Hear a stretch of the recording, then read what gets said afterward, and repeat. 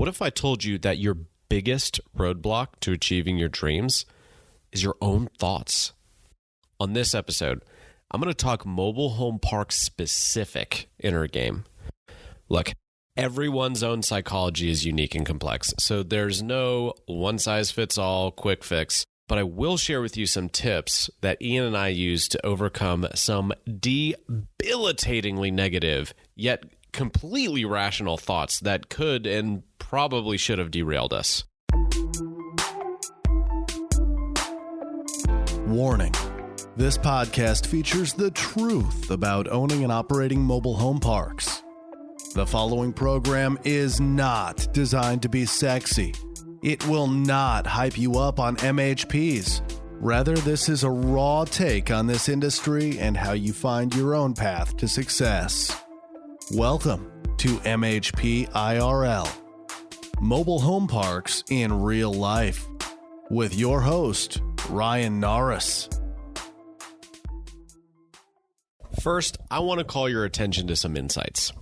The law of diminishing intent, which says the longer you wait to do something you should do now, the greater the odds that you will never actually do it.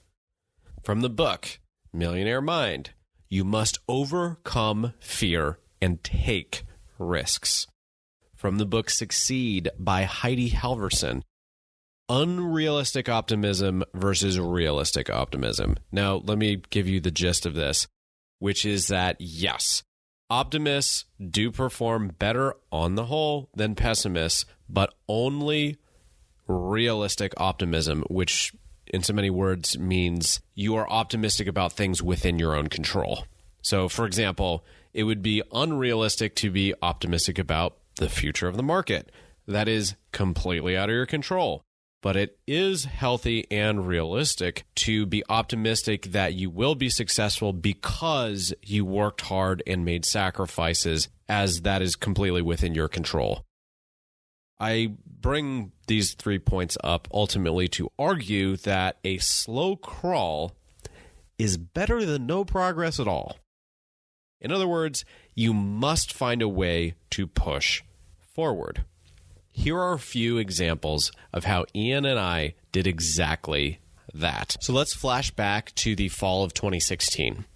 It's a cloudy, comfortable 7 a.m. morning in Charlotte, North Carolina, and I'm waiting for the light rail to pick me up to take me uptown to my full-time banking job. Then Ian calls. He's panicked. Subtly. In other words, I can tell he's panicked. He gives me some very rational, well-thought-out points as to why he's concerned. You see, we had been in business for over a year at that point in time and had only closed on one property, and Ian had left his full-time job to pursue mobile home parks full-time, and the property we closed on would not pay anywhere close to what he was making in the corporate world.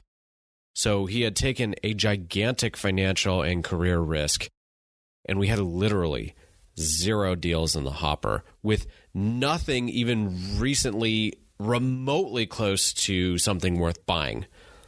In short, at the current pace, he was going to need to start looking for a job.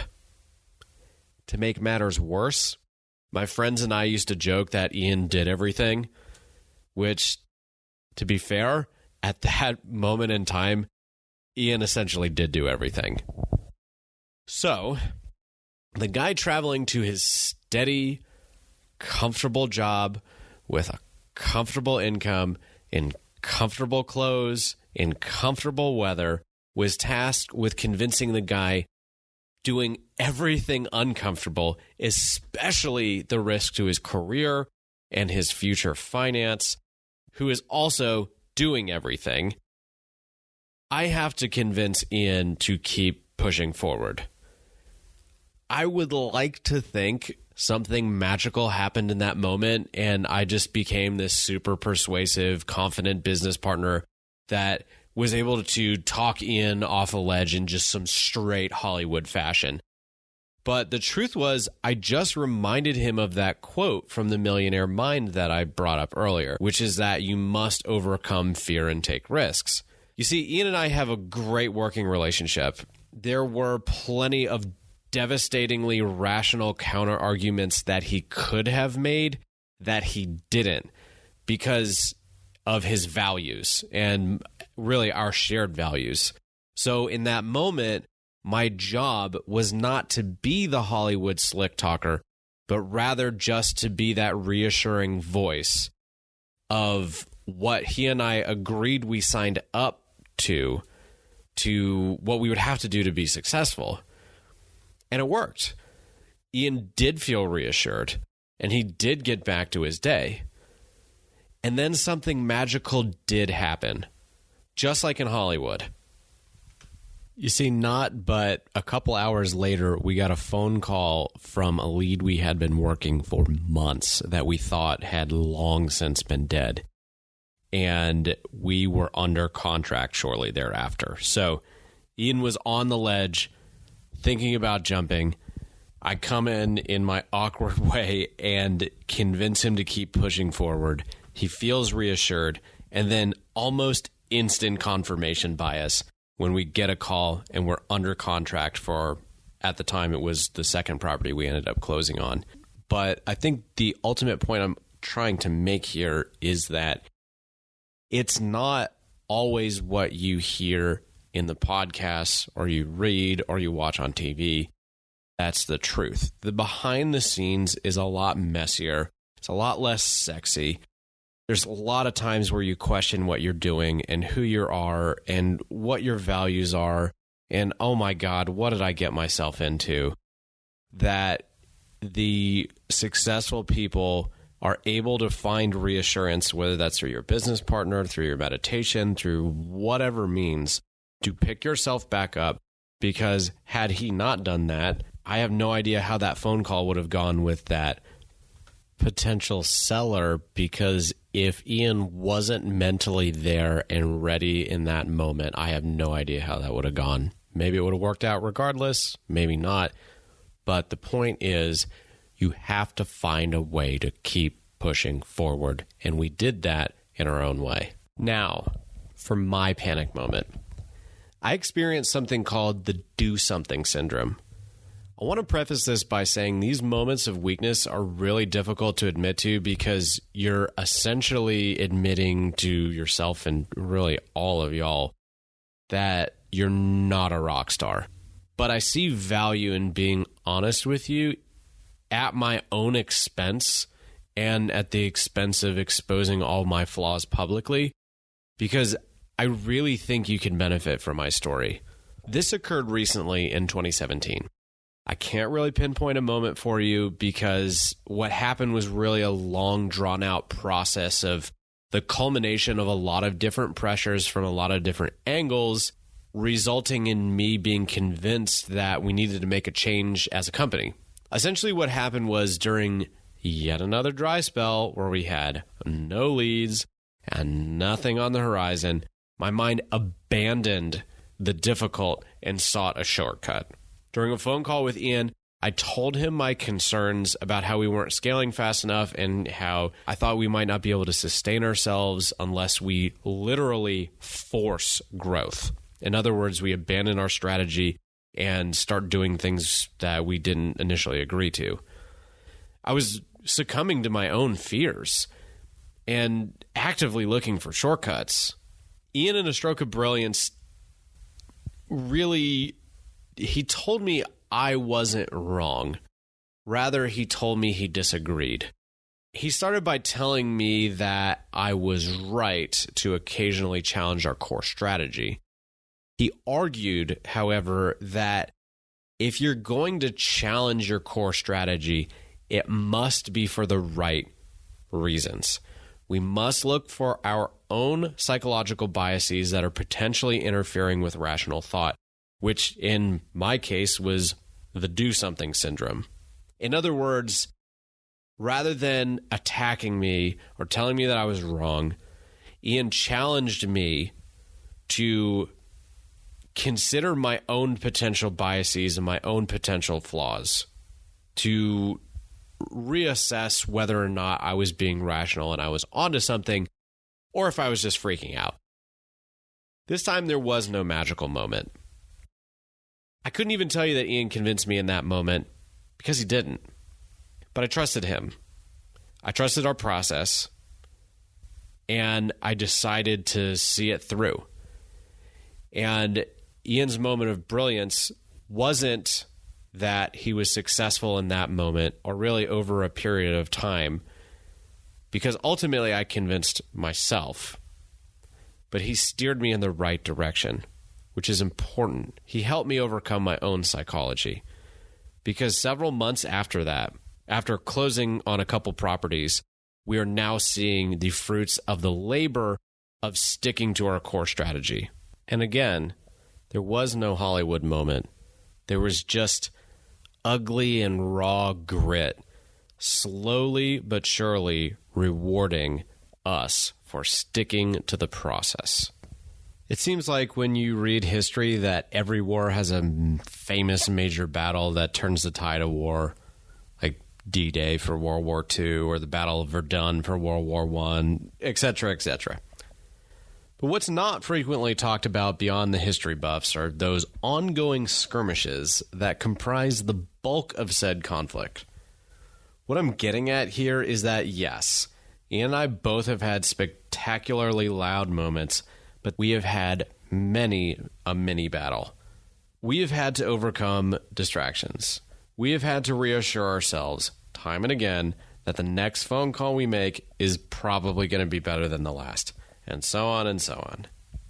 There is no magic bullet or secret to overcome self-doubt or tedium or anything like that. You just have to do it. Entrepreneurship is not about having a roadmap for how to get there, but rather entrepreneurship is about figuring it out for yourself.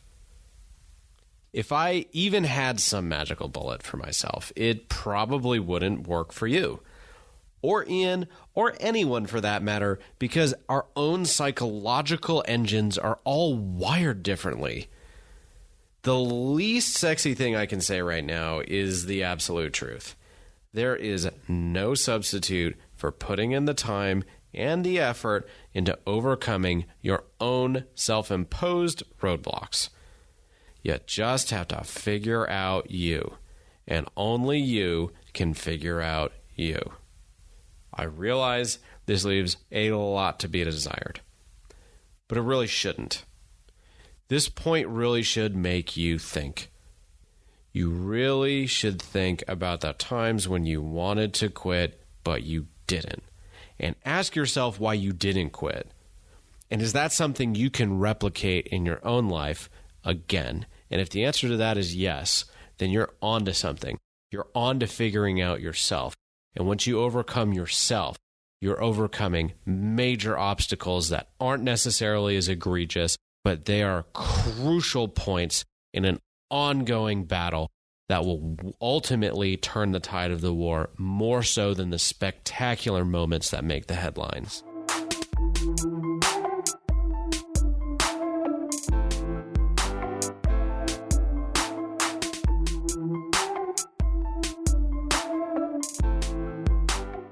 I'll end with a paraphrase quote from one of my favorite books, Mastery by Robert Greene. Masters develop an intense connection and desire that allows them to withstand the pain of the process, the self-doubts, the tedious hours of practice and study, the inevitable setbacks, the endless barbs from the envious.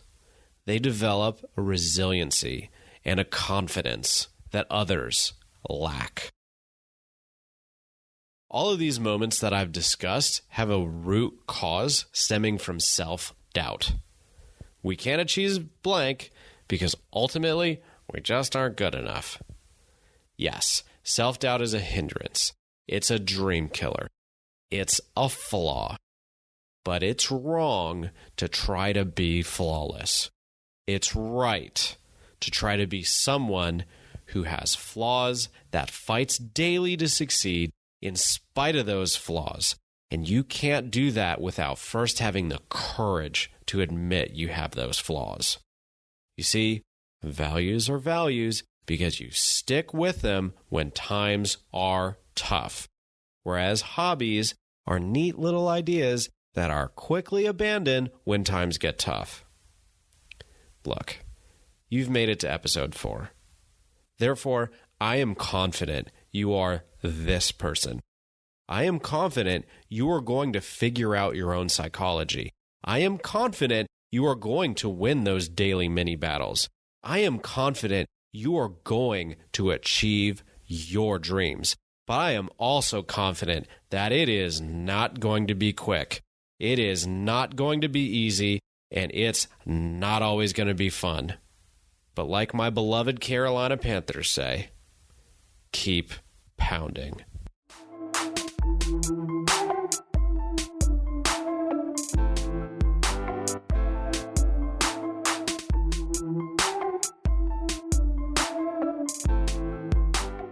Did my podcast help you? Please help me too by joining the many of your fellow listeners who have also left me a 5-star review. It helps. Big time. Connect with me. This episode was actually inspired by a phone call I had with a listener. I'm actively looking for your feedback. Help me help you. Drop me a line on my website, www.archimedesgrp.com. I look forward to hearing from you.